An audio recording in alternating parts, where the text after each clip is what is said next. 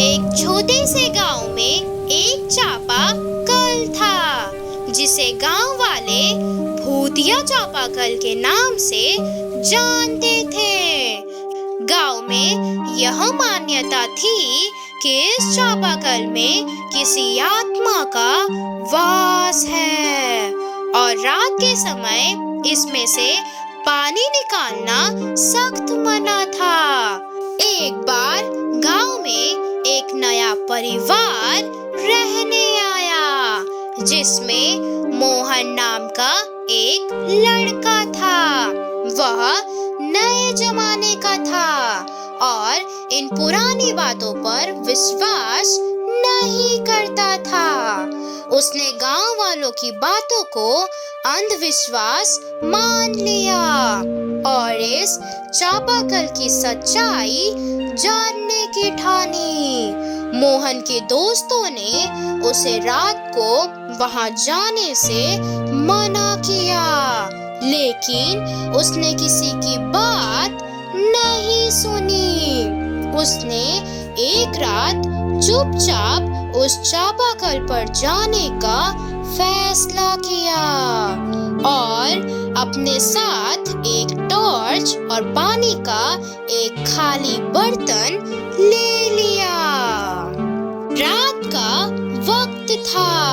आसमान में चांद बादलों के पीछे छिपा हुआ था। चारों ओर अजीब सन्नाटा छाया हुआ था। मोहन उस चापाकल के पास पहुंचा। वहां का माहौल बेहद डरावना था। उसने इधर-उधर देखा और फिर चापाकल से पानी निकालना शुरू किया। अजीब-अजीब सी आवाजें आने लगी। उसे लगा जैसे किसी ने उसके कंधे पर हाथ रखा हो। मोहन ने डरकर पीछे मुड़कर देखा, लेकिन वहां कोई नहीं था।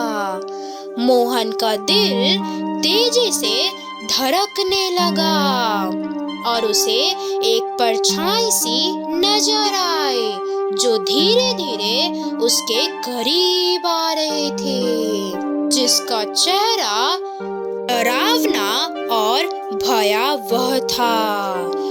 वह औरत गुस्से से उसे देख रही थी और उसके होठों से आवाज आ रही थी कि क्यों आए हो यहाँ? मुझे क्यों परेशान कर रहे हो तुम? मोहन का पूरा शरीर कांपने लगा। वह चिल्लाना चाहता था, पर आवाज गले में ही अटक गई थी। तभी उसे उस औरत ने जोर से धक्का दे दिया और वह चापाकल से दूर जा गिरा। उसकी टॉर्च हाथ से छूट गई और वहां अंधेरा छा गया।